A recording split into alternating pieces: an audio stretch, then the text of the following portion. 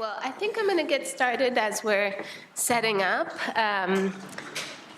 I am extremely delighted to be moderating this panel on policy innovations, health, labor, and intervention. And we actually have, as you will see, a very impressive lineup of speakers and a very large lineup of speakers. This is our largest panel. So I'm going to run things a little bit differently because of the size and time constraints. As always, the speakers have 5 minutes to present and then a 2-minute grace period to conclude. But I'm going to take multiple questions before I ask them to respond. So we'll open it up immediately to the audience after the presentations. If I have a question, I'm not going to have them answer it yet, but take a few more. And so you can start thinking about your questions now. I know that this is a really large and diverse group and that there's going to be a lot of audience engagement. So I don't want to delay it any further. I'm just really delighted to be able to participate. So our first speaker, I've asked the speakers to all introduce themselves instead of me going down the list. And I would like to start with Deputy Lochbihler. Did I say it right? No. Thank you. Thank you also for inviting me. I'm a member of the European Parliament. Originally, I am from Germany, and I am there for the Green Party. I work in the Foreign Relations Committee, in the Human Rights Committee, and I'm a member of the ASEAN delegation. That's a group of MEPs who deals with deputies from this region. And I thought to contribute to this panel by focusing on an issue on how we could use the policies of the European Union in fighting trafficking. And so I thought to bring you to your attention what we did in the case of Thailand and the Thai fish industry. We heard yesterday, and I think also this morning, about the Thai people being victims and being brought to the US.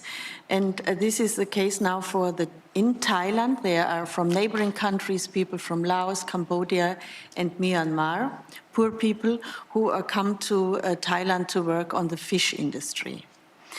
Now, in global terms, the European Union, of course, is also an entity which is driven by a lot of economic interest.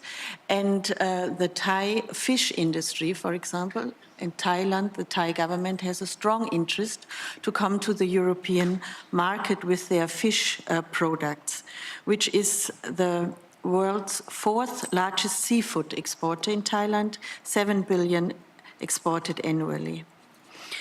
In Thailand, the human rights and labor abuses include slavery and human trafficking. They are closely linked to the issue and the theme of illegal and unregulated fishing. And to control this unregulated fishing, the European Union has a set of policies against overfishing and the depletion of fish stocks in Thai waters, and so on. And half of the people working on these Thai fishing boats are migrants. It's very difficult for us from outside to see how many have been forced into the work, but we know that significant numbers of migrants are from neighboring countries, but also Thai nationals, and they have been victims to human trafficking before. So I think also just in the panel before it was mentioned, there are very scandalous situations which are in the public media. And the abuses on the fishing boats include withholding of the identity and work documents, debt bondage, and the fishers often have to work up to 20-hour shifts and are not paid and face physical abuse and even murder. So now on the European Union side, we have the situation that Thailand wants to come to our market, and we should use our economic trade relations to influence Thai policies to fight also this human trafficking. But the policies is more designed to find illegal fishing. So we have a policy in 2010 to fight this illegal fishing, and in 2015, in April, the European Commission, it's kind of our ministries, decided to hand over a yellow card to Thailand. And this is a kind of a warning. And they said, if you don't stop this illegal fishing and overfishing, you face a threat of getting a red card, which means a complete blockage of having access in the future or better access to our markets. And we raised this by also referring to cases of modern slavery and trafficking in human beings and the work conditions there. I'm in the parliament since 2009, and usually we demand a lot of human rights improvements, but compared to with the economic interest, we are not very successful that the EU on their side itself designs a policy that is very strict. So I thought, I don't know how far we come with this demand. In addition, Thailand has a military junta. Every year there is a military coup. So it's very difficult for us in the parliament to reach out to counterparts because parliament in Thailand is not in session. But because of this strong demand to come to the European market, the government head of the party, a military man, the government amended the laws on anti-trafficking laws. Well, I have to fish. They have now more inspections on the fishing boats, and they have improved the controls. But I have to say, is this enough? No. But it's a positive example where we could change something, but it is not enough. And we see that that's not sufficient, because on our side, we have to elaborate the EU rules, that they are not only against illegal fishing, but that we also do something in the rules against the trafficking in this industry. And I have also to say that we have not a sufficient, how can I say, a sufficient mechanism to monitor how they implement this. So it is a step forward, but we still, on the European side, rely on NGOs and investigative journalism, how far the Thai side has come. Oh, that's from my side. Thank you. Thank you.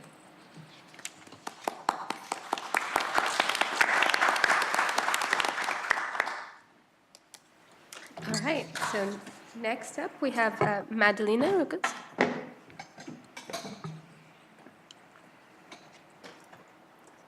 Hello, everyone. My name is Madalena Rogoz. I'm working in the research department of the International Center for Migration Policy Development in Vienna, Austria. And today I want to talk to you about a project I just finished, looking at the demand in the context of trafficking in human beings. Should consumers be held responsible for exploitative practices that may be involved in production of goods or services they consume? If yes, in what ways? How can consumers be encouraged to change their consumption behavior? And what is their actual leverage to shape conditions under which services are provided or goods are produced? Can campaigns encouraging the general public not to donate to or to buy token goods for children can reduce the number of children being trafficked into begging? So these types of questions are discussed in the anti-trafficking field, referring to demand or demand reduction. In fact, to discourage the demand that fosters all forms of exploitation of persons is a legal obligation of state parties to the UN Anti-Trafficking Protocol. The problem is that the UN Anti-Trafficking Protocol doesn't offer any explanation to what this demand is and what types of measures do states have to implement in order to reduce this demand, or how demand reduces exploitation. So in order to provide clarity on these issues, the project addressing demand in anti-trafficking efforts and policies, DemandAT, was implemented between 2014 and 2017 under the European Union's 7th Framework Programme for Research. And the organization that I'm working for, ICMPD, is the coordinator of this project. So the project involved a multidisciplinary team of researchers and practitioners from 7 European countries. And basically, the research was set up in 2 main phases. So in the first phase, research focused on a theoretical analysis of the concept of demand in the context of trafficking in human beings. and a mapping of different types of policy interventions addressing demand in the context of trafficking human beings. So what do states do? How do they interpret this UN anti-trafficking protocol requirement to address demand that leads to exploitation? And then in the second phase, the research project focused on in-depth studies of particular fields. So we looked at domestic work, we looked at prostitution, but also approaches. So what kind of approaches are there to address trafficking in the supply chains, or law enforcement approaches, or information campaigns? But due to my limited time now, I'm going to speak just of two main results of this project. So one of the main contributions of this project to the field of anti-trafficking comprises theoretical and conceptual clarification with regard to demand in the context of trafficking human beings. So demand and supply refer to market relation, which is fundamentally voluntary, although decisions may be taken under difficult conditions. So a coercive relation is not a market relation, so that the use of terms like supply and demand seems inadequate for the trafficking relationship. So the concept is not as suitable for describing the relation between a coercive trafficker and a victim. So for this reason, one can conclude that at the core of understanding trafficking human beings is a non-market relation. So then the focus of the inquiry is then on how demand-side measures targeting participants in the market transactions impact on trafficking. Or the focus is on the rules under which market exchanges occur and impact of trafficking, such as, for instance, criminalizing particular types of exchanges. So analyzing demand in the context of trafficking human beings have shifted the focus of anti-trafficking policies towards those that are gaining from the exploitation, right? But in order to avoid that, all measures that do not look at persons that are trafficked, but at something else in trafficking processes, basically. So to avoid that, all these measures are labeled demand side or demand reduction. The project, DemandAT, suggests that when one plans for demand side measures, has to spell out the market in which the measure is supposed to work. So what kind of good are we talking about? What kind of service are we talking about? And how exactly it is expected that a particular measure would address trafficking? So we need to have the logical chain between you reduce the demand, you reduce the exploitation, and then you reduce trafficking. How does that happen really in a measure? Empirical research on initiatives addressing trafficking, forced labor, and slavery-like practices in global supply chains showed that the context in which a transaction takes place is very important. Initiatives addressing exploitation in global supply chains are specific to the industries and the level at which they operate. Markets where exploitation occurs are relevant because of the nature of the goods or services transactioned and the context in which are being produced, offered, consumed. But the factors influencing demand are also relevant. In domestic work, for instance, the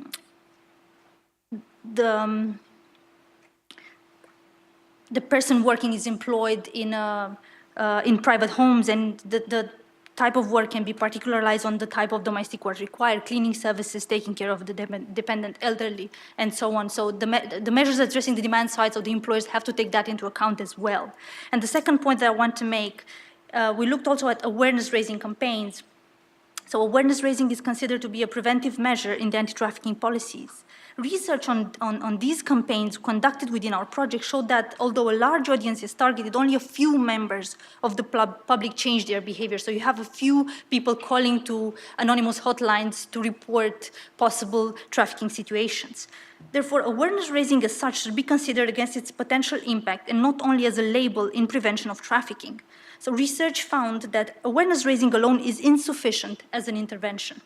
And in fact, research on supply chain interventions show that, among other characteristics, successful initiatives in addressing trafficking in supply chains have enforcement mechanisms that foresee significant consequences if companies do not comply with particular rules. Thank you very much. I look forward to the discussion. Thank you.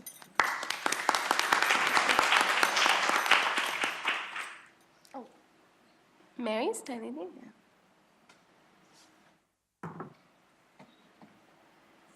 I just wanted to show you, this was the only slide. So on the left side, you see the organization that I'm working for, the International Center for Migration Policy Development, and that's the website. And on your right side, you see website of the project where you can find all the results, policy briefs, and working papers. Thank you. Thank you.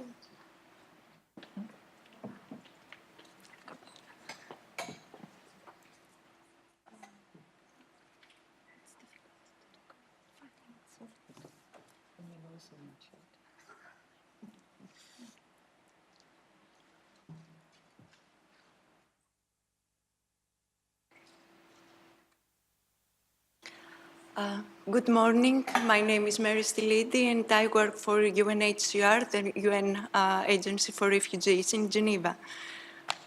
Today we will see something quite specific, a research recently conducted in Syria for Syrian children, and mainly in Aleppo.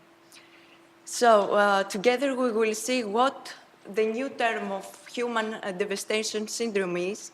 We will see the main differences between human devastation syndrome and the post-traumatic stress disorder, the well-known PTSD, and outlining the up-to-date results of research on the term. I would say that this is a very sad presentation, and I apologize for this, but this is the reality in what is going on in Syria. During the presentation, you will see some words, some answers that children and adults gave during the interviews we conducted with them. So, over the last 6 years, children in Syria face bombardment and starvation evolving into famine. They see their friends and their families die in front of their eyes or buried under the ruins of their homes. They see schools and hospitals being destroyed. They do not have access to food, medicines, and vital help. And they are separated from their families and friends as they leave the country. Every year of continuation of the year, it's the sixth to seventh year now, there are new, unprecedented, and unthinkable deaths of violence against children. These children, especially in Aleppo, they have experienced more trauma, physical and emotional, than is so far known in the field of health professionals. What human devastation syndrome is? It is a mental disorder that describes the pain dimension of these children and states that they have internalized the disaster more and beyond that what soldiers and fighters are able to see in the war.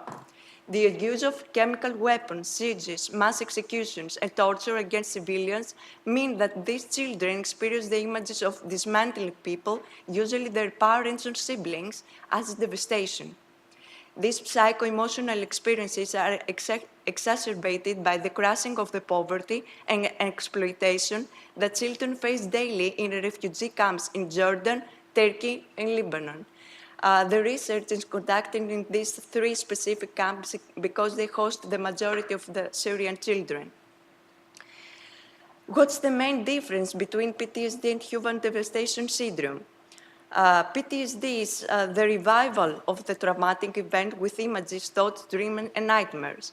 It has a persistent avoidance of people, places, activities, and discussions associated with the trauma, and shows symptoms of physical stimulation and reactions to any stimulus if there is still a risk.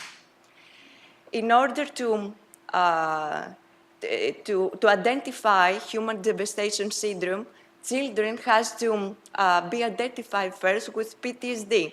So additionally, we have depression disorders, stress and anxiety disorders, use of substances, ADHD, transaction disorder, and post-challenging disorder faced additionally in human devastation syndrome. This research was conducted by UNHCR and the Syrian American Medical Society, SAMS, and the head of this research was the neuropsychiatrist Dr. Mohammad Hamza.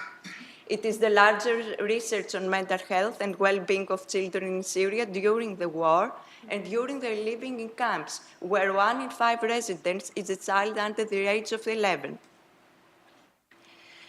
What methodology we used for this research? 313 individual questionnaires completed by 354 adolescents aged 13 to 17 years old, and 159 parents and adult caregivers. We had 15 focus groups. We conducted in-depth interviews with the 20 psychological workers, teachers, parents, and psychologists. And the research was conducted with trained professionals who also offered psychological first aid to the children involved. We measured traumatic events, social support, symptoms of PTSD, depression, and psychosomatic disturbances using these psychometric tools. And what we found after this research, 84 of adults and almost all children reported that poverty and exploitation in camps is the #1 cause of feeling devastating in children's everyday lives. Children's behavior is more and of greater fear and nervousness after they enter into refugee camps.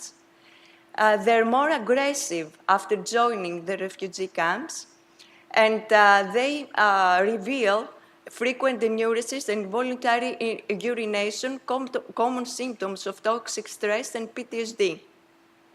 1/3 of children state that they have been subjected to some form of abuse and exploitation. They use, mostly teenagers, they use drugs and substances to cope with the stress. Almost the half of adults have seen children who have lost the ability to speak or have developed speech disorders. And they feel sad or extreme sadness. Domestic violence is one asset to these results.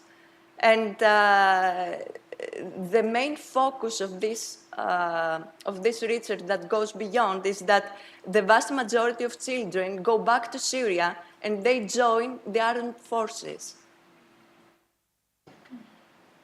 Research limitations, small examples, psychological moods from the children. They cried, they dropped the questionnaire, they become off topic, and they wanted more time to answer the questions. Time and place, we didn't have the chance to visit Aleppo every day, and language barrier. Also research limitations, convoy basis attacks, and personnel attacks as well. Research conclusions. Although prospects seem bleak, these children are extremely resistant. They want to become doctors and teachers. They want to offer to the society. And they still show a series of feelings that have not yet become desensitized to the violence that surrounds them. If they receive the appropriate support now, they may be able to recover. This situation requires adequate funding. And finally, the main cause to stop this situation is to stop the war. I would like to thank 2 doctors that took care of my health status that we saw previously. During the research, we had a chemical attack, a chemical weapon attack with chlorine, and I lost my vision. And these 2 gentlemen took care of me, of my health status, and I owe them my presence here with you. And I would like to dedicate this presentation to my grandfather, who was an unaccompanied minor refugee from Adana, Asia minor catastrophe in 1992. Thank you for your attention.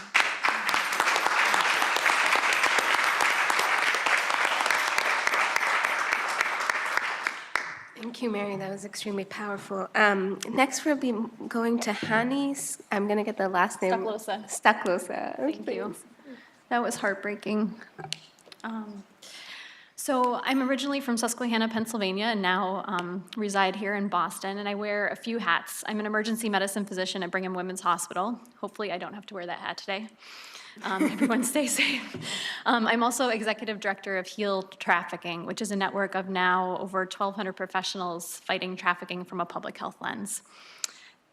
It's with my kind of more academic hat that I'm going to be speaking today. So Earlier this year, my colleague Kathy Zimmerman from London School of Hygiene and Tropical Medicine and I convened an exploratory seminar at Harvard's Radcliffe. And we actually have a few of our experts that are here that are speaking on various panels, so that's really exciting to see the interconnection between these events.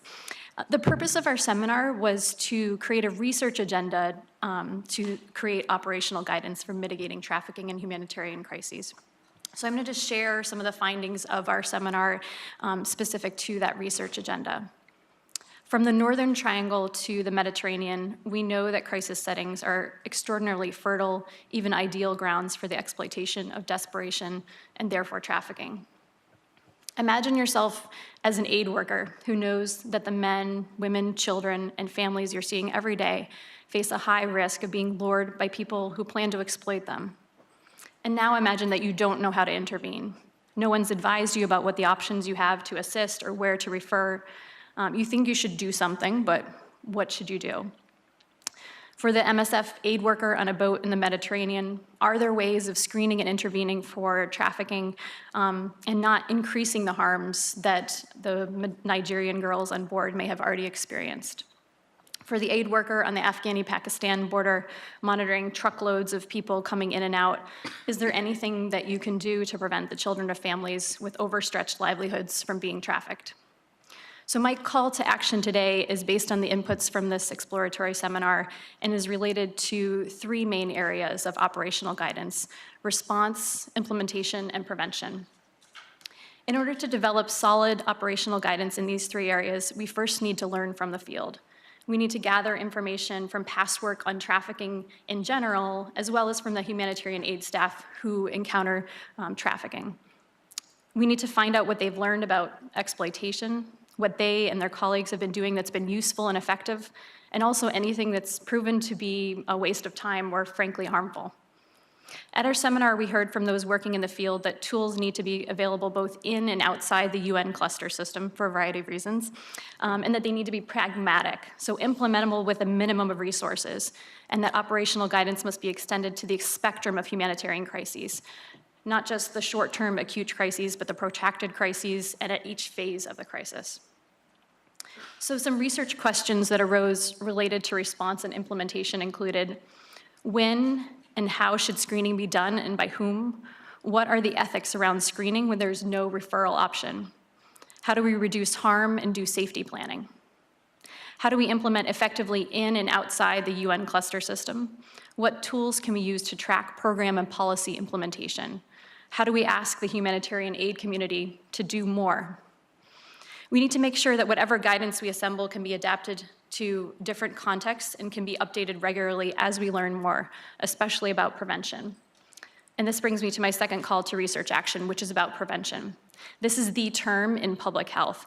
Prevention is the lens that we use for combating epidemics such as malaria, HIV, and TB, and is now the lens that's being used for interventions for complex social problems, such as violence against women, teen pregnancy, substance use disorders.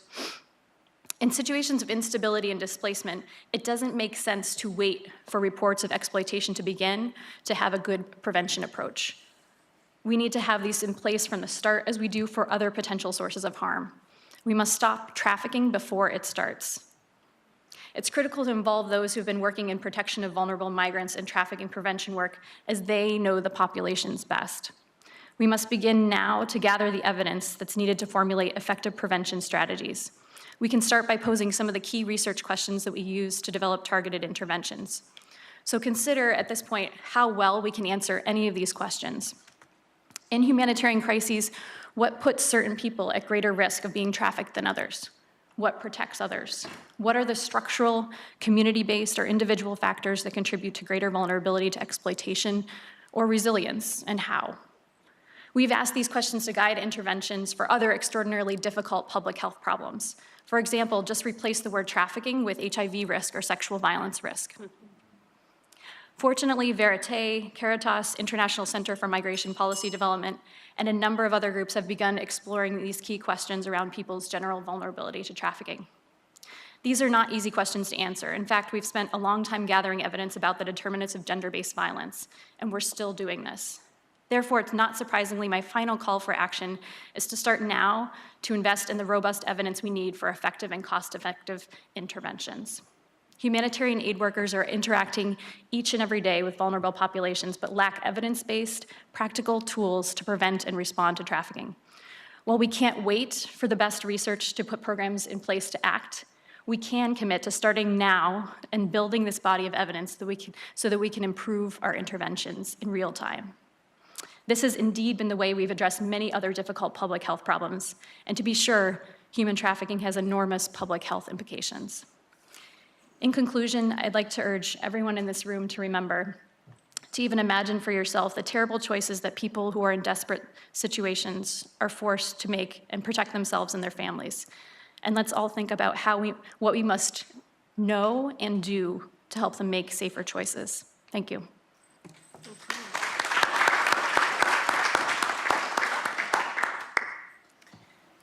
Next, thank you very much, Hanni. We're moving on to Christina Bain. Thank you.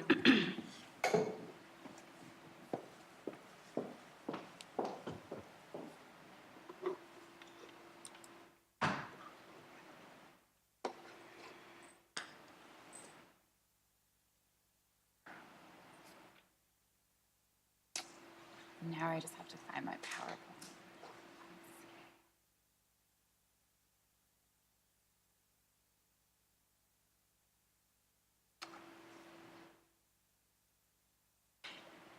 Claire, is this on the PowerPoint?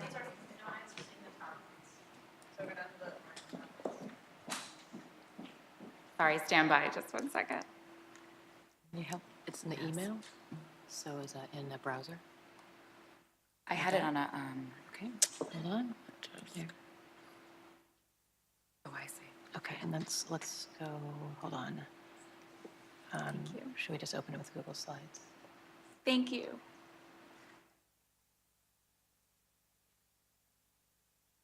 Okay, that doesn't seem to be working. Hold on, real quick. Let me Stand by, we're download it. almost there. Okay, sure. And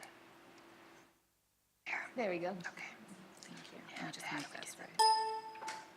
There we go. Let me do the slideshow. Beginning from current slide. From Boone.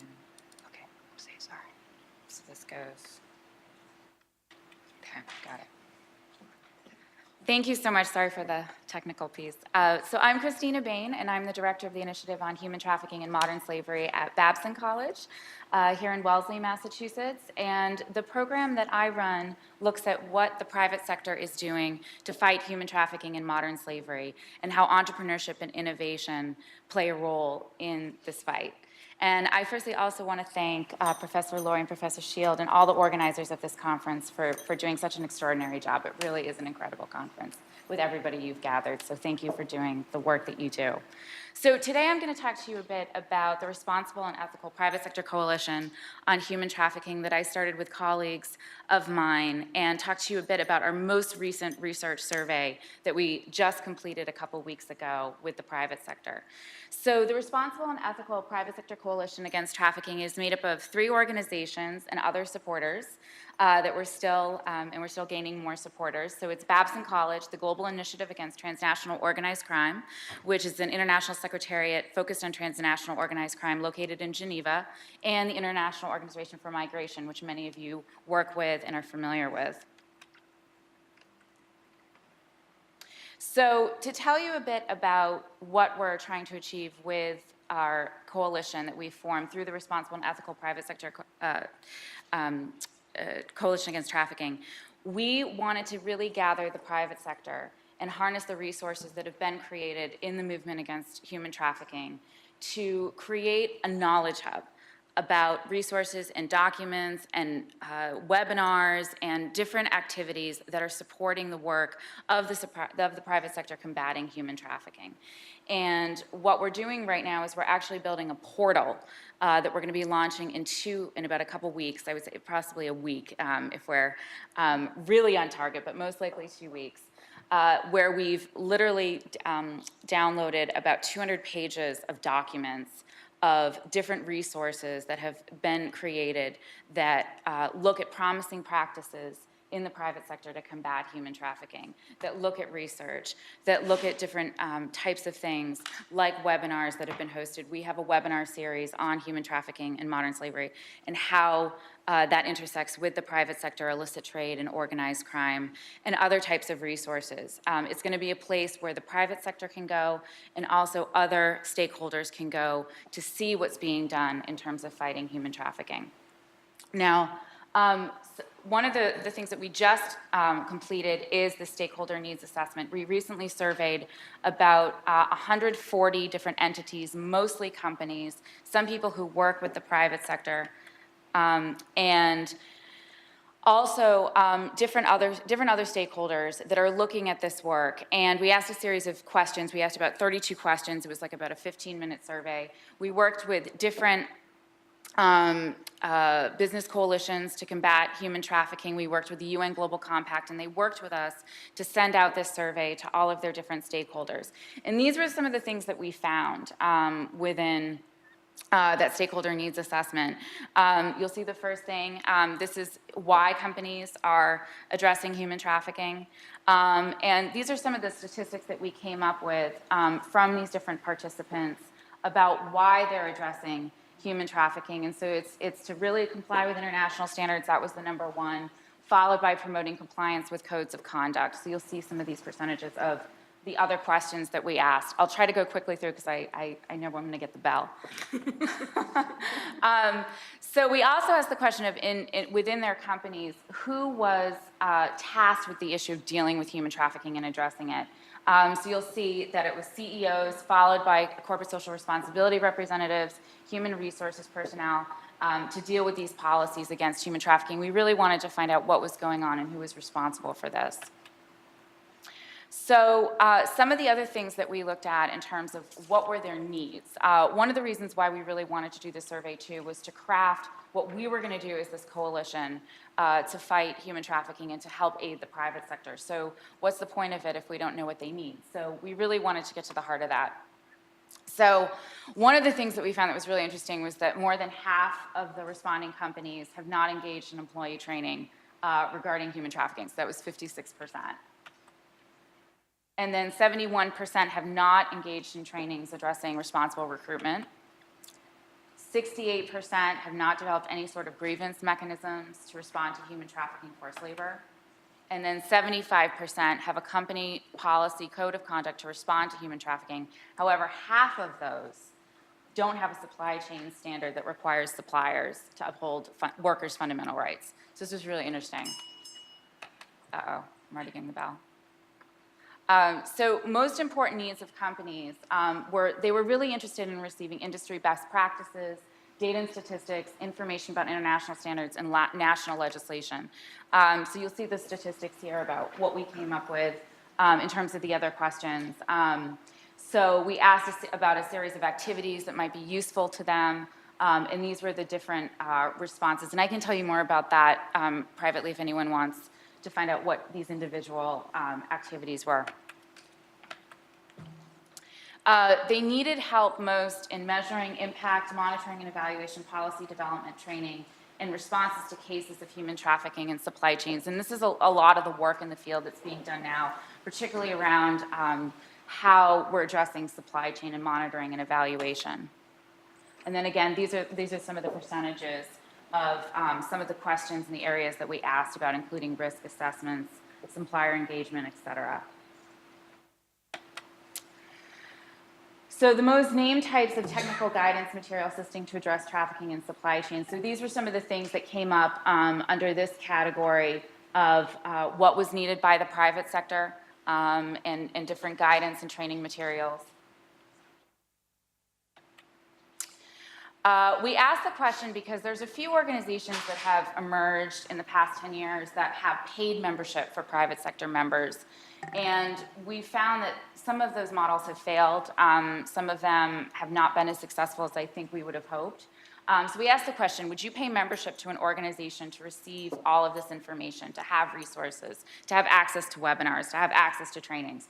So 67% said they would not necessarily engage in paid membership, but they would like access to these different types of activities, including a knowledge hub, which we will be launching shortly.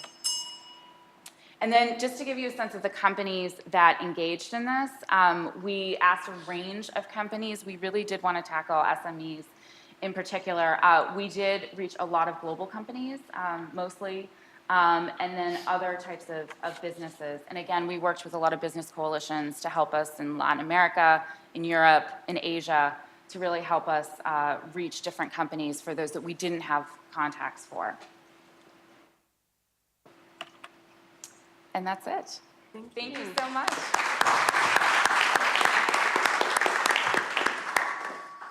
And last but not least, Olivier.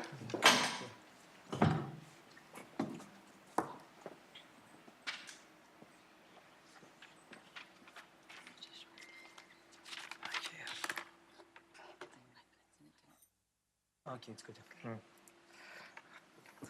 Okay. Okay. So yes, thank you everybody, and thank you for this invitation and this very important event.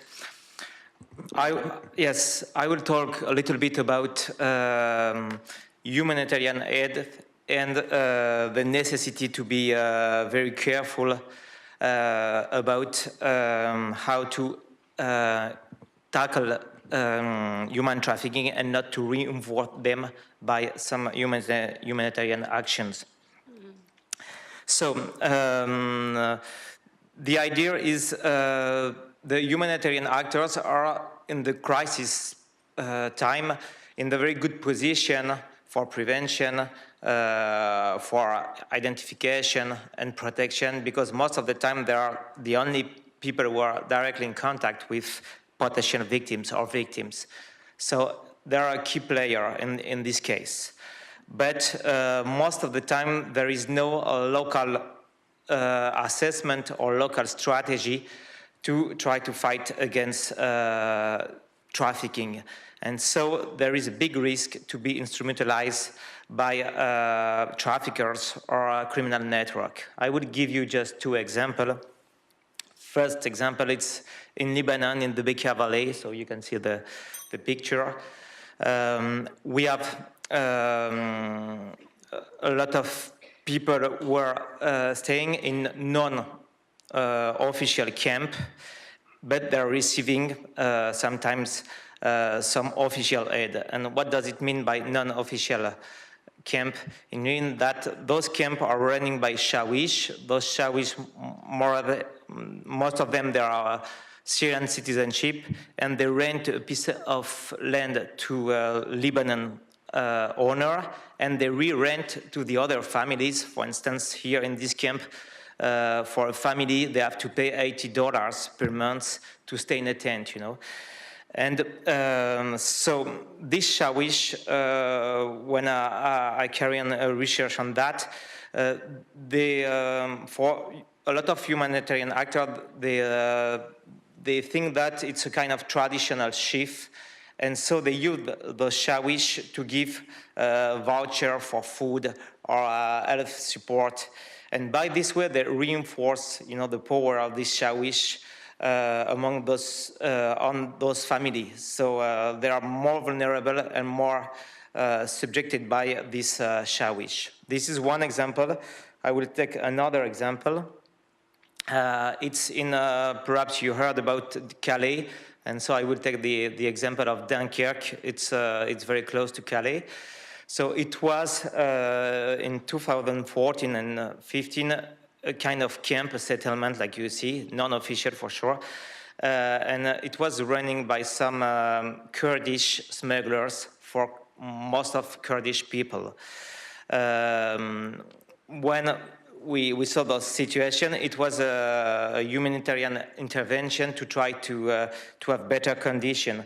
So they decided to build this camp with with those houses in wood.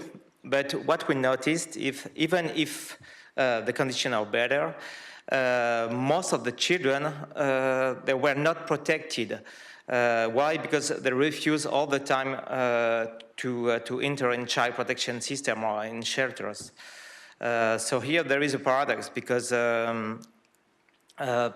the child protection system say, okay, those children, they don't want to be protected, it means that they are not in danger in this place. But when we were looking for the real situation, because after this camp burned, what was the point? It's for the smugglers, each unaccompanied minors was an amount of money. To reach UK from this camp, it was around 5,000 euros per person, you know. So they don't have any interest to let those children going, you know, in the child protection system. So they say that, okay, you will be sent back to Italy or to Greece, and it's impossible to reach UK without us, and something like that. So on this two examples, I just want to focus that if we're not including trafficking issue on humanitarian response, it could be very risky, and it could be reinforced trafficking issue. And also we need to have not global or general procedures that like we heard, like we have a lot of process indicators and things like that, but we need to have yes, some very local assessment, because the situation is very different, for instance, from the south of Lebanon and the north of Lebanon. And after, we have to have a clear strategy to tackle this phenomena. For instance, in this case, in this last case, if we were aware about this phenomena, it was impossible to accept that children or adults are in the same place. So we need to build two camps, for instance, you know. So most of the time, it's not something very complicated, but without assessment, the risk is very high to reinforce those networks by these humanitarian actions.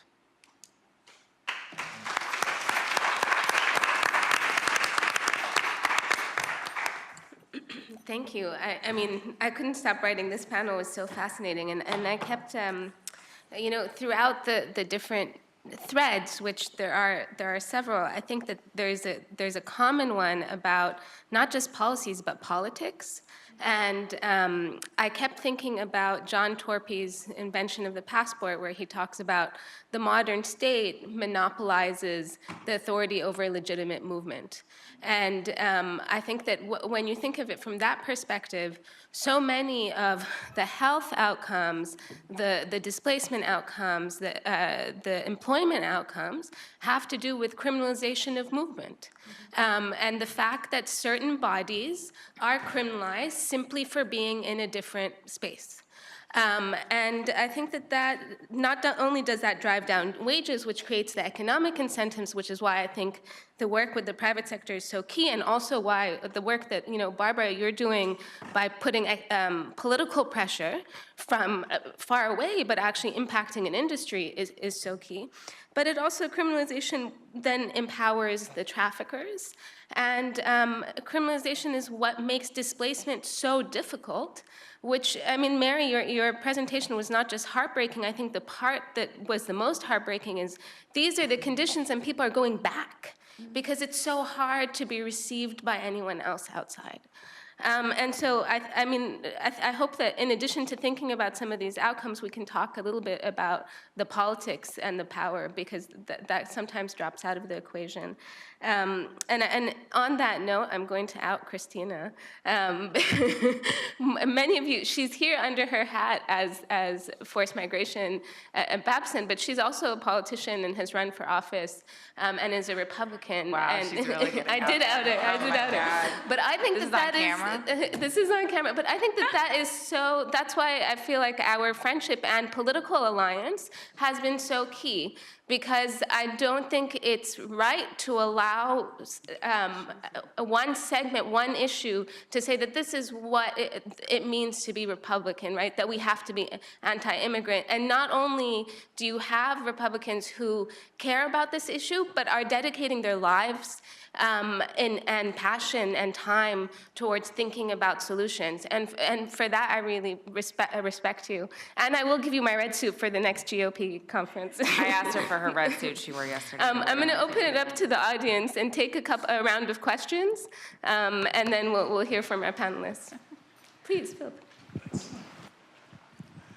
Yeah, I'm curious about this, about the whole notion of disincentives to engage in human trafficking. I was absolutely fascinated by this notion of, for example, migration. If you look at the International Organization for Migration, and the notion of posing, trafficking, of course, is people engage in trafficking because it's profitable. But what would be a disincentive to advance to, let's say, an immigrant population, migrants, let's say, leaving Libya, that might basically dissuade of the only people you're dissuading, you're targeting, of course, would be the smugglers, and the smugglers are working with traffickers. How do you basically create disincentives to basically lessen the probability of human trafficking? And then, since I'm probably going to have a chance for two questions, the second question's to Christina about the corporate incentives. Why would corporations basically even proffer the notion that they need to be a part of this organization without some type of negative exposure, assuming the assumption might be that they are somehow engaged indirectly or in some way in human trafficking? So the first is about disincentives for trafficking for migrants, and then the second is about the corporate responsibility and why they would see themselves as needing to engage. Excellent, thank you. We're going to take two more at this round. I think there's... Hi, so my name is Caddy. I'm an immigration attorney in the Boston area and a graduate of the Pardee School and the law school here. My question is for Mary. First of all, I want to thank you for your work. It sounds like you're doing really, really important research at great personal risk. So I had actually several questions raised by the research that you presented. The first being whether there's been any research done in human devastation syndrome, what that looks like in adults. Maybe it's too early in the research to know for sure, but I'd be interested in that. And also whether there is any talk or work around replicating the studies that you've done in other parts of the world, in other contexts. I'm specifically thinking of urban contexts in the Northern Triangle and whether anybody's doing work around that. Thank you. I think we have one last one, just for this round, and we'll come back. My question also goes to Mary. You mentioned the children's desires to be educated and to build a better future, even in the context of war and violence. So my question is, how could schools and NGOs adapt their educational systems to better serve those children that were affected by war and violence? Great, so I think we have two kind of broader questions, which multiple panelists can respond to, and then two more specific ones for Mary. If you guys want to go ahead. Yeah, please. Maybe on Libya, if I understood you correctly. I think if we in the European Union would have good, open and legal ways for people coming from war areas or from authoritarian governments like Eritrea to come into the European Union, we wouldn't force them to be objects for traffickers. And in our policy, but I will speak later on this, we only announce this, but de facto we close all the legal possibilities for those who want to come to the EU. So we indirectly support the smuggling and the trafficking of human beings. And maybe I could just say this again, in our European Union external relations, the European Union analyzed what could they do different in fighting human trafficking, not just in the borders. I forgot to say this. We realized that we followed not enough where the huge profits go to. Because of this worldwide trafficking in human beings, arms and drugs, it's a huge profit. So I think we have to do more with our institutions to see how much of this money ends up in European banks and freeze it. And then follow actually where the money goes to come to those who make the biggest profit out of it. Thank you.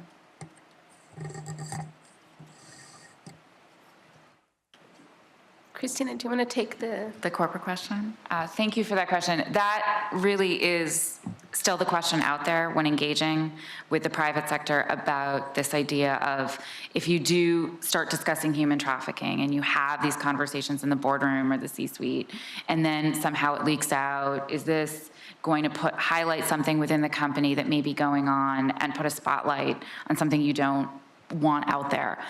But I think that's still an evolving question and a question that we're trying to address when we're just starting the conversation with these companies. But what we're finding is really incredibly passionate people within the company, whether at the CEO level, or below, or from an employee, or from some area in the company where an initiative is coming forward to address this issue.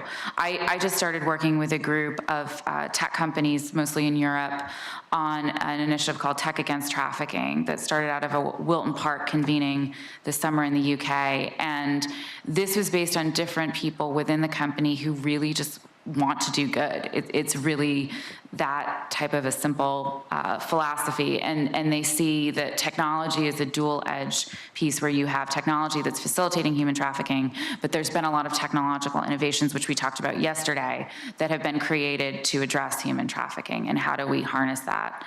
So I think there are different models. There was another report that I did with the World Economic Forum with Professor Louise Shelley from George Mason University and a coalition of stakeholders within the Global Agenda Council Network within the World Economic Forum, looking at promising practices in the private sector. And we saw different models of how the issue of human trafficking was coming up within a company. And some of it is based on, in the United States, we have the California Transparency Act, where companies who make over $1 million in the state of California have to report what they're doing on human trafficking. The UK has a law now. We're just seeing the first set of companies really coming forward with this reporting. So there is a movement that we're demanding companies to address this. But additionally, we're also seeing companies that have had problems, major companies that have had problems, and are turning this around by creating better policies within their company.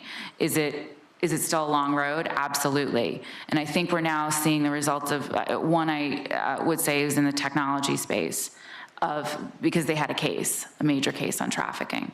And that's what brought them forward to be better, because consumers demanded, it was a media outcry, and then now they're moving forward to create better policies. Well, that's an example of something that's, I think, a combination of both, because of the people that I know, different organizations that have worked with that company to help them better engage and help them create better policies. I think there was a need that, okay, we have to address this. And it was, of course, within supply chains and things like around that context. You're welcome. If I can just, good, Madeleina's going to add. I think your answer also shows how important the lawyers are to the equation, right? When you compel and there's liability, then there's change.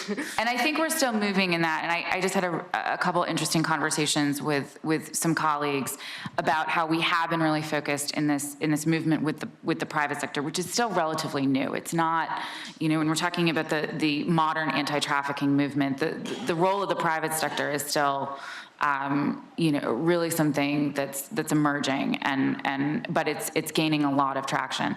And I think that the idea of the criminality and the law piece, I think we're on this ethics, human rights area, and now we still have to get to, okay, well, what happens if there is a case, and the training and the issues around the laws and the criminal justice side. So I think that's going to be the next stage of where we go with the movement with the private sector. I just want to add on that. So in the sub-study on supply chains in DemandAT, basically our colleagues from Durham University looked at electronics in Malaysia, construction in Qatar, and agriculture in Florida in the US. And they came up with 4 principles that an initiative must have in order to have a high probability to address trafficking, forced labor, and slavery-like practices in the supply chain. And basically what they say is that in an initiative, companies have to take the responsibility, indeed, have to be willing to do that, but the initiative has to be also enforceable. So there must be a mechanism that companies will suffer if they do not comply with what they said they would comply. Right, and then important is also workers' participation. So it's very important that workers' voices are being heard. It's exactly what you said on people that are affected by trafficking earlier today, that their voices have to be heard.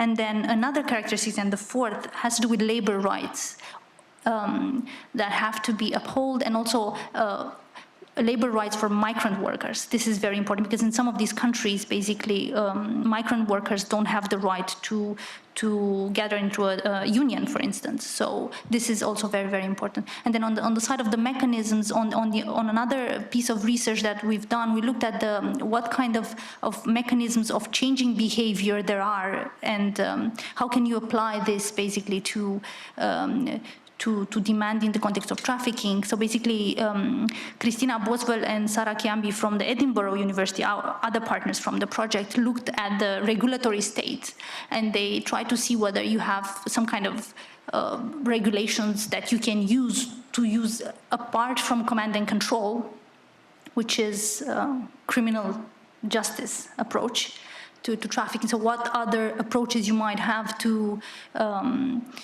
change societal behavior, right? So they also talk about peer pressure.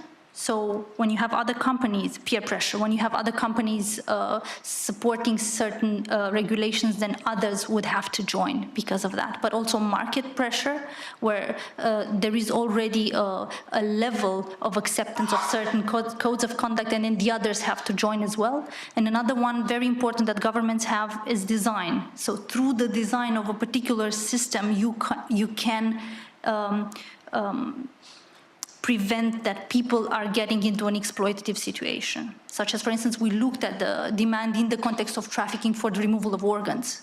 So what states have done basically is that all hospitals have to be part of the system, so that you reduce the number of places where harvesting of an organ and a transplant can happen. So through design, you can limit basically the market where trafficking can appear. Yeah, this is what I would want to add. Mary, do you want to address the questions you've had? Yes. Thank you. Regarding to human devastation syndrome, it is a brand new term. It is there is not much research conducted to this term, and there is no bibliography, for human devastation syndrome. According to Dr. Hamza, it is a situation that it is first seen in Syrian children, and it is owed to the violence they receive and they see during their stay in the camps. They have already sustained violence and brutal situations before going to the camps, but they sustain more severe situations in the camps. The vast majority of the children leave the camps and they go back to Syria. They go back to Aleppo and other Syrian cities, but mainly in Aleppo. And they join the army, even Assad's army forces or the rebels' army. But there's a new phenomenon that they want to join the terrorism groups. They want to become terrorists, and they say so. So they join ISIS or the other terrorism groups, and they want to kill people. This is their aim. This is their target. This is what they want to do. And not only to kill people, but to suffer, to cause them suffering before killing them. And this is what devastation, human devastation, reveals. There is trafficking when they go back. And as far as we know, because there are few children, we can spot them, even if they are distributed. They lose their lives. And this is sad. Very sad.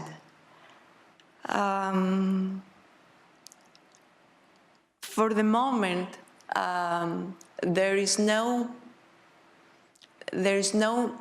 solution for them. Even though they say that I want to become a doctor, a teacher, whatever profession they want to do, they want to go back to school. They want to join classes. They want to act as children, as they used to be before having the syndrome. In Syria, in Syrian cities, there are no schools. There are some secret schools during the night, conducted by parents, conducted by people who are teachers or have teaching skills, and they try to teach these children during night, under rambles, under destroyed houses, under buildings that are not safe. The reason that there are no schools in Syria is that there is no safety. During the day, they face bombardments, they face attacks with chemical weapons, so it is not possible to have schools and education in Syria. In the camps, they have mobile schools by NGOs, by volunteers, by people who live in the camps as well, and they have teaching skills, or they are teachers. And of course, by UNICEF and Red Cross volunteers, Red Crescent, sorry, volunteers. And this is how education happens. If I have to respond to your second question about NGOs, they show a great interest to see and to learn what human devastation syndrome is. Actually, this is the first presentation of this syndrome that happens here. So we expect that they will show their interest and they will cooperate in every way to see what will happen with this syndrome. According to DSM-5, the Manual for Disorders, in the next revision that it will take place in 2 years from now, they will include human devastation syndrome, and it will become an official one. The next steps of this research is about adolescents, as you mentioned, because we didn't have an example of it, an adequate example, and what happens with future terrorists if this syndrome has to deal with future terrorists, and what if these camps from Lebanon, Turkey, and Jordan are a source of future terrorists or present ones. Thank you. On that note, more questions from the crowd? Let's see. Okay. We have one here, and then up there.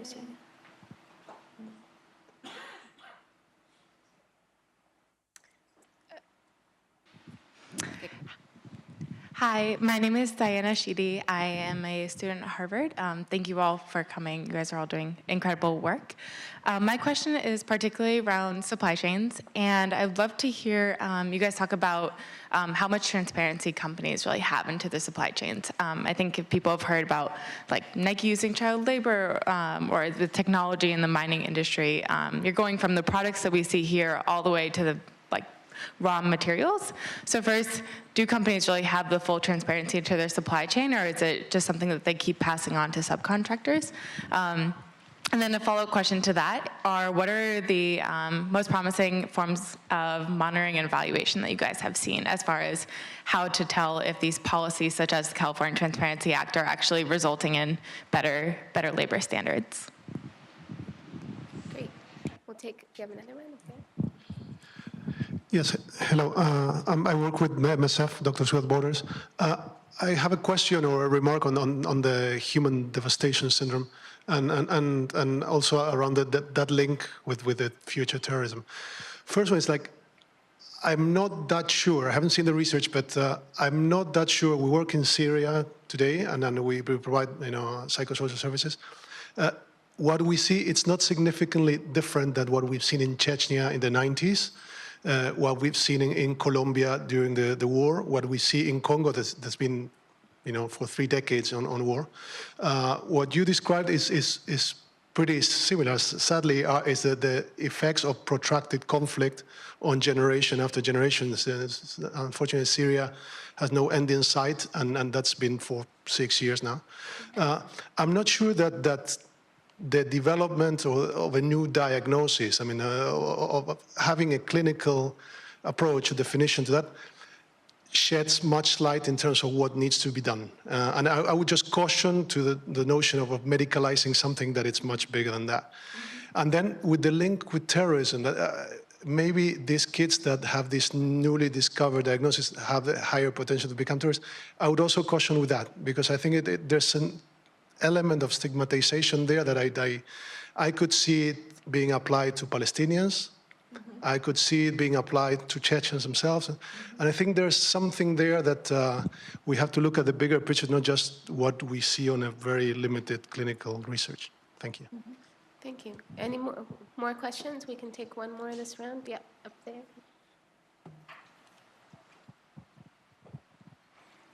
Hi, I'm just wondering if there's a particular police force somewhere in the world, a national police force that has been particularly good at breaking down trafficking rings, in your opinion. Okay. Wait, 3 questions? Mary, do you want to respond to the ones that were directly to you first? I would agree with your opinion, all the words that you mentioned. And according to experts, the war in Syria is the most violent war after the World War II, according to their opinion, not mine. Of course, we will see similar results to Palestine, to other conflict zones. And from my point of view, it is the condition that happens in Yemen, in South Sudan, in these African countries are more severe than Syria. They face catastrophe and not disaster. So if I have to answer to your comment, it's not a question, it is a comment, and I thank you for that. It is an assumption. It is a very broad idea that these kids, these children, can become terrorists. And this is the next step that we are going to see. Because we have this new element that they join the terrorism groups. This is defined. This is clear. And they say it when they leave the camps. I'm going back and I will join ISIS. I'm going back and I will kill people because I want to do it. This is my aim, my purpose. Of course, the Syrian war is the most let's say, famous war that we have in our planet right now.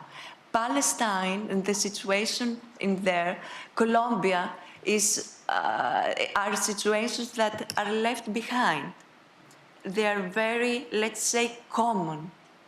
But the Syrian war is very famous. It has all the social media above their situation. It is very, very, very famous. And again, I would say that African countries face most severe circumstances, but we don't pay attention. Thank you. So we have two other questions about supply chains all the way down and police force at the cutting edge. Yeah. So regarding the questions on the supply chain, if I understood correctly, you asked about transparency and how that works. Can you talk more in the mic? Sorry. Basically, from what I know so far is that this has to be, so there must be a mechanism through which companies are being asked to comply with this, and there are legislation also in the US, but also in Europe, in the UK with the New Slavery Act, and also France begins to ask big companies to release basically their records and to show that there is no trafficking or exploitation within their supply chain. So basically, companies have to be they have to publicize their records, but this is asked by the governments. And then the second question regarding supply chain monitoring. So in this study on supply chains, basically an initial step was to look at initiatives in the world that deal with trafficking, forced labor, and slavery-like conditions in different settings in supply chains. And our colleagues at Durham University found 97 such initiatives. And some of them, about 50, show exactly what kind of mechanism do they use. So, and I have here the figures. Basically, supply chain monitoring as a mechanism of this initiatives is most prominent. So you find that the most initiatives use supply chain monitoring, basically to find cases of trafficking, and actually to prevent it from happening in the first place. And I would just add to that I would answer the question more by a sector approach. And thank you for that question. I think that in terms of the laws that my colleague just mentioned, I think that there's some back and forth about how those laws need to be improved now that we're seeing some of this reporting coming out, especially for the California law and the UK law. And I think that there are certain sectors that are doing both the transparency piece better than others, but we're nowhere near where we need to be. And I think that with some of these supply chains, I mean, you have so many different steps in the process. And one of the sectors that I think there's been a lot, and this is also relates to the media, and a lot of conversation in the media about it, is the Thai fishing industry. I recently had a conversation with a colleague in Washington, D.C. about how much improvement has been seen in the Thai fishing industry. Are we there yet? Totally, absolutely not. But that's a sector that's moving forward. Also, in terms of addressing sex trafficking within the travel and tourism industry that takes place within hotels and motels and all that, but also how the hotel and motel industry and travel and tourism in general is addressing supply chains and contracting. When you think of a hotel, everything that goes into building a hotel and what goes into the hotel, food, linens, et cetera. There's a lot of interesting things happening there. There's also a lot of interesting things happening in the tech space, as we've seen from all the conversation around tech companies and the technological innovations. And again, this case that I mentioned before, I think because of some of the conversation about cases within the industry has brought forward some of this. But we still have a long, long way to go. Maybe on the police force. So to my knowledge, there is a special unit in Interpol, which is based in Lyon in France, who tries to work. And then on the European level, we have Europol.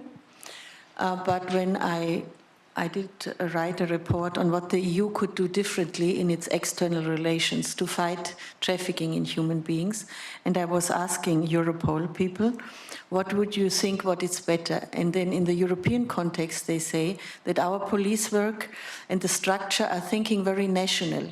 So just providing information and using information is really underdeveloped. And on, let's say, in a global sense also, the profit is so huge and organized crime is so strong that it outnumbers sometimes the gross national product of a whole country. And how difficult it is if you fight against such forces. Maybe I give you the example on Thailand again. I think it was also mentioned, where we have in the public, I think 2 years ago, mass graves were found with a lot of Rohingya people there in the neighborhood of kind of camps for the trafficked people. And the Thai government, the highest general, Mr. Prayut, took an interest in clarifying this. And he asked a very well-respected high police officer to investigate. After a year, he came close to who was involved in this. And now this very respected high-ranking police officer himself is asking for asylum in Australia. Because what you find out is, of course, a whole linkage. Like the country is run by the army with a strong navy, with a lot of islands. Of course they know which ships are bringing the trafficked peoples to the ships and go, so it's very difficult. But yes, we have to, how can I say, to invest in police work to get stronger, but it is really, really very difficult. Yes, regarding trafficking in Europe, in a way there is a paradox, because when you control more the border, the price to reach another country is higher. So for instance, in 2014, I started to work in Calais, and to reach UK, it was around, from 500 euros to 1,000 euros. Now it's around from 5,000 euros to 13,000 euros. So it's a huge market, and you have some new criminal organizations who are very active, for instance, in drug trafficking. They just switch, or they develop a new activity on smuggling. And also this affecting the minors, because they are recruited by organized crime, for instance, to be mule, to transport drugs, and this kind of stuff. So we're facing, a new trafficking issue, because we have more and more organized crime which is involved in this migration flow issue. More questions, if I may? Just want to add to that question.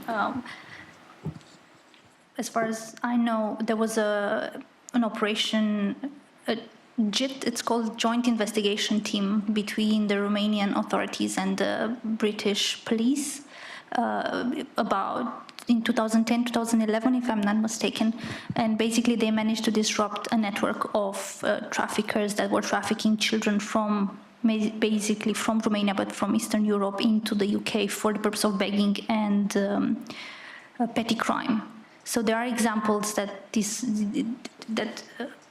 police action has tangible results and it's working, and people are taken away from this exploitative situations. One of the least positive aspects of that was that many of the children saved, they ran away from the protection centers where they were placed. So basically there was a lack of communication and lack of trust between these children and the authorities and the police at that time. But a lot has been changed since, and there's a lot of work done with many stakeholders in order for that not to happen. Looks like we have more. And then over here. After Claire. So go ahead, please.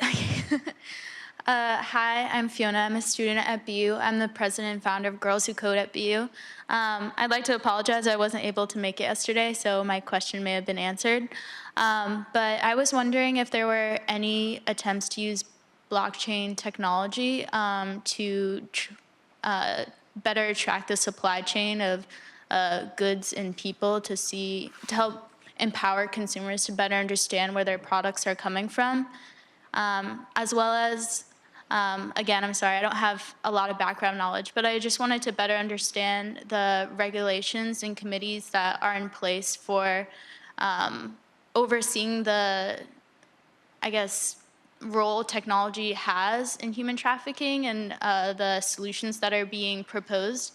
The other day, I was in a class for global health, and a woman came in to talk about a failure in regards to pill dispensers and the technology around that, because the lack of infrastructure couldn't support the technology solution. So what regulations are already in place in the more social side of global health to prevent those failures from happening? Thank you. And actually, we still have Hannah, who might be able to answer the blockchain answer because she's a computer scientist. If people on the panel don't feel like they want to answer that. Olivia kind of nodded, so maybe you have a response there. But let's hear from Hannah, and then I'll take the other two questions. For the blockchain one, there's a group called Everledger. I'm not sure if you've heard about them, anyone here, but Everledger have successfully used the blockchain stuff to track diamonds from source to destination, and now they're working in other resources. They say, what if we can track fish or something like that in the same way? And any resource that you can create, they use blockchain to track from source to destination. I don't know if you guys, I don't need to go technical with it. Look up Everledger on Google and you can find more information.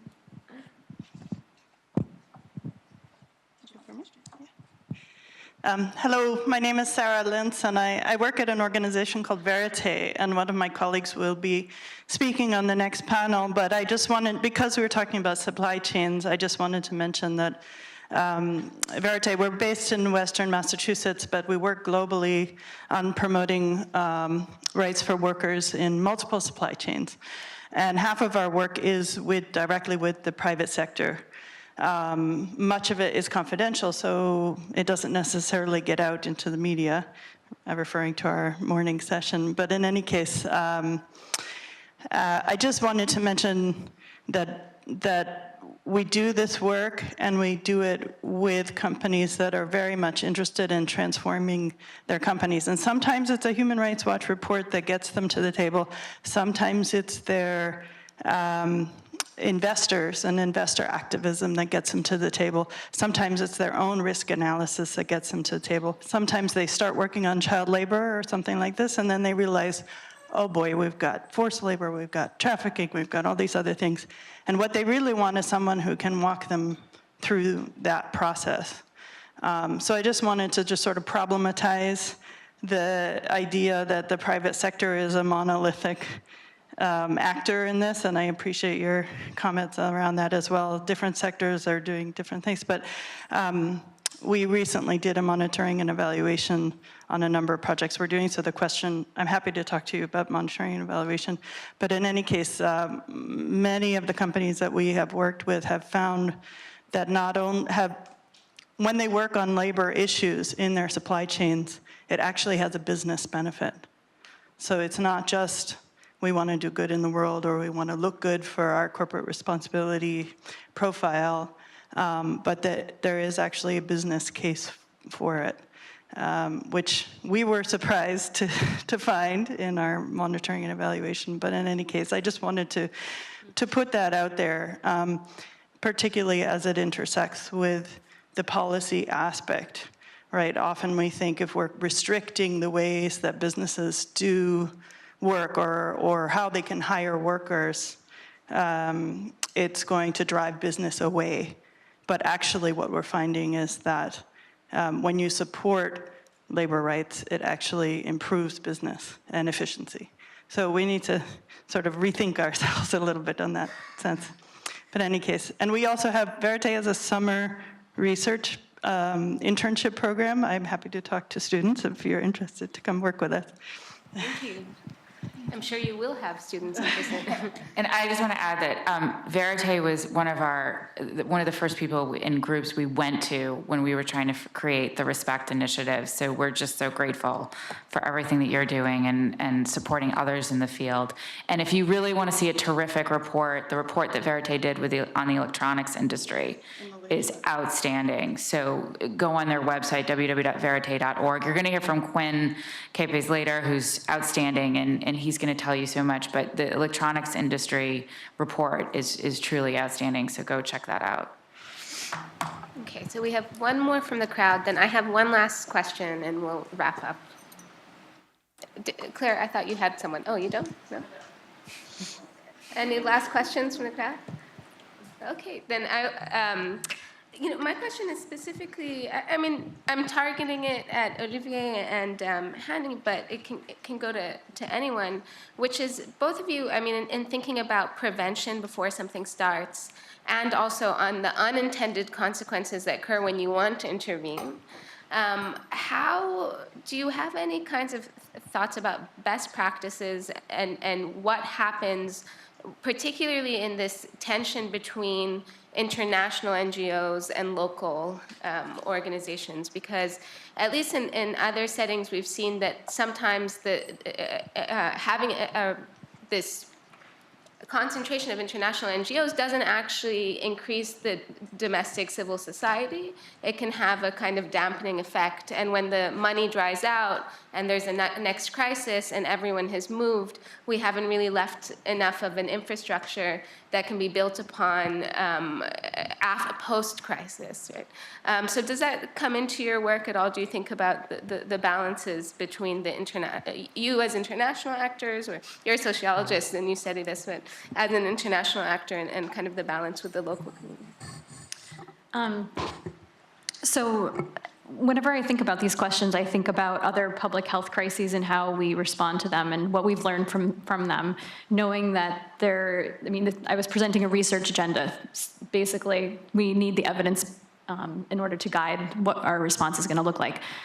Short of that, and knowing that we need to act now, looking at the way that other public health crises have been dealt with, the answer is always going to the community and not making any assumptions. And I think there's been some great examples that have been shared over yesterday in terms of doing that. But to really, each context is going to be so different, and to make sure that the prevention interventions that are designed are take into account the local context and the local actors. And sometimes there's beautiful relationships between the international NGOs and local ones, and sometimes there's not. And how do we reinforce the positivity of those resources that are there and the capacity that is there?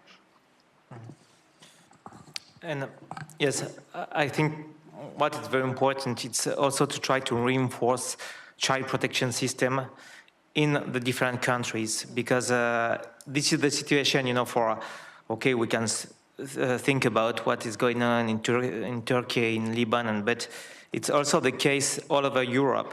And now for unaccompanied minors, we have some special shelter. It's a kind of discrimination because they are not part of the child protection issue, but much more part of the migration issue. They have no clear status, so they don't know what they will do in the future, and most of the time, there is no unconditional protection. So we make a lot of assessment, age assessment, vulnerability assessment, to be sure that they are really in danger and they have to be protected or not. I think it's not possible to work like that. If we work on an unconditional protection, child protection, it would be better, because if we don't do that, the situation is like we see now. We have a lot of unaccompanied minors who have no chance to have the refugee status because they are from Algeria, Albania, or Iran, or I don't know where. And so they try to fight to earn money, and they are very easy recruited by criminal groups because they need to make money. So we have to be very careful not to work only on to work at the beginning on the integration aspect and not to stay, at the humanitarian response. Do any of our panelists want to make any last comments? In the case of Greece, when we started hosting people coming from other countries, migrants or refugees or displaced persons, we found out that local NGOs were not adequate or so much powerful to address this huge problem. So we asked for external help from international NGOs, such as United Nations, Red Cross, and other major NGOs to help us. And there is a good coexistence between us. There is a good cooperation. Even though they are more adequate to address this phenomenon, this huge problem, there is no competence. And also they created new job positions for Greek people whom we sustain a severe financial crisis. So this cooperation was a benefit for my country, for Greece, and not just an invasion of external people who wanted to take advantage of this situation and become, have profits from that situation. In terms of prevention, this is a very severe subject. We don't pay attention to prevention. We pay attention to what happens after prevention. And this is the root cause that things and situations go wrong. So you mentioned the key word that we have to focus on. It's not late to focus on prevention because it is a field that we have much to do. But we have to start. Thank you. Thank you. Just as my last intervention here in the panel, addressing the demand in the context of trafficking has to do with prevention. So it's basically under the prevention section of the UN Anti-Trafficking Protocol. So from that perspective, we consider that we've contributed to that.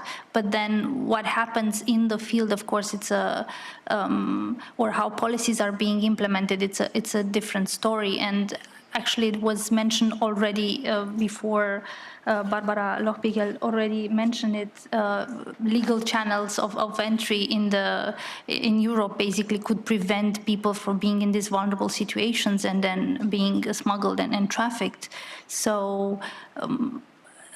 ICMPD, being an intergovernmental organization, works with its member states and with other partners, basically through migration cooperation, which are basically processes in which states come together and exchange information and data on their migration policies.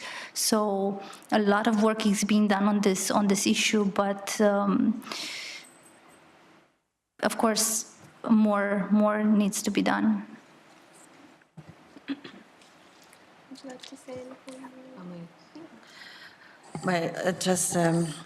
So we see that in the course of seeking asylum in Europe, people go to smugglers to bring them because we don't issue visa. Then they get a lot of debts.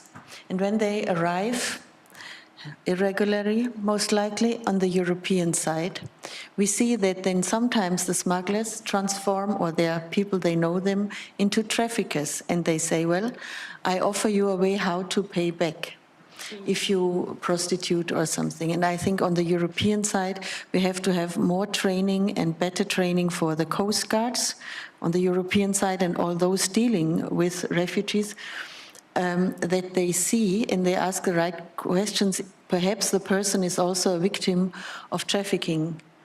And this we don't do because the general political line is we don't want foreigners, no refugees or migrants.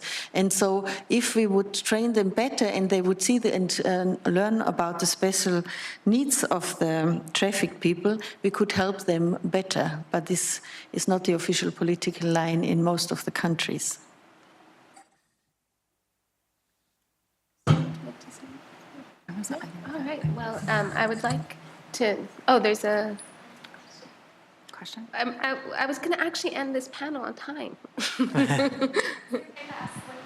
If it's quick, if it's actually quick. Okay, sorry, I'm sneaking in one last question.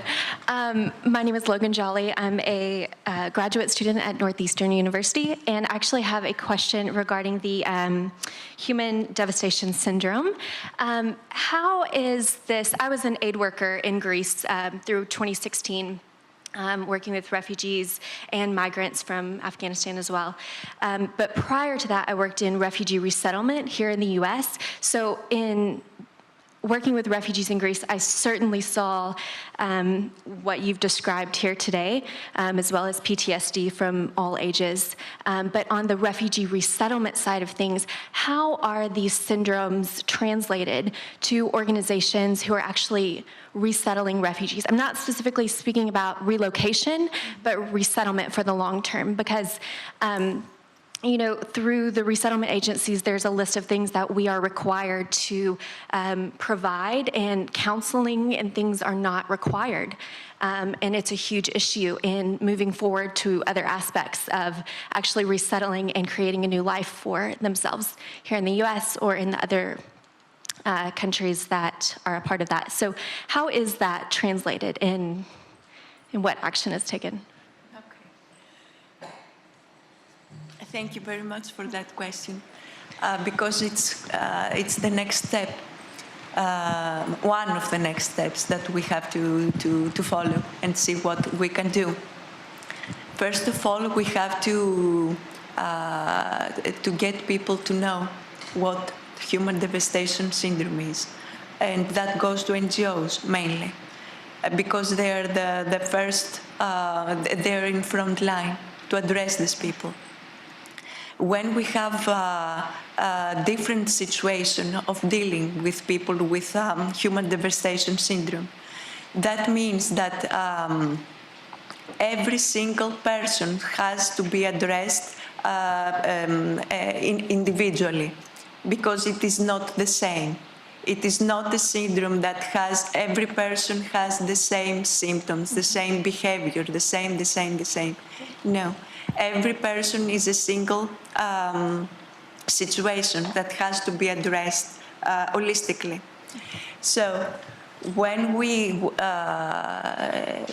NGOs will come and knock the door and show their interest, we will have official trainings. We will have people they will be trained on this syndrome, because it is a new one, and it has and these people will have to have an adequate training and a new one, and very focused one on this syndrome.